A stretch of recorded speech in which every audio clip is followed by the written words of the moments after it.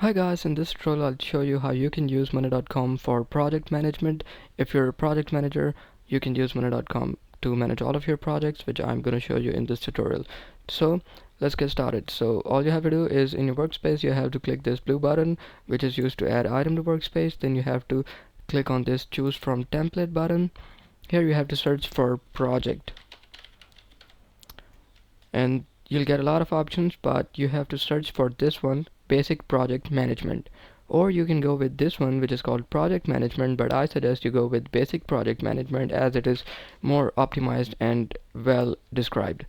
All you have to do is to click use this template and it will set up the template. Now once the template is set up, all you have to do is you have to add your data in here, like your tasks and your collaboration if you have, your status, timeline, priority, and you can add the tasks that you have to do, the projects that you have to do. You can add the projects that you have done. You can add those projects here, and you can see the status and the priority, the timeline. So this way you can manage all of your projects as a project manager in monday.com.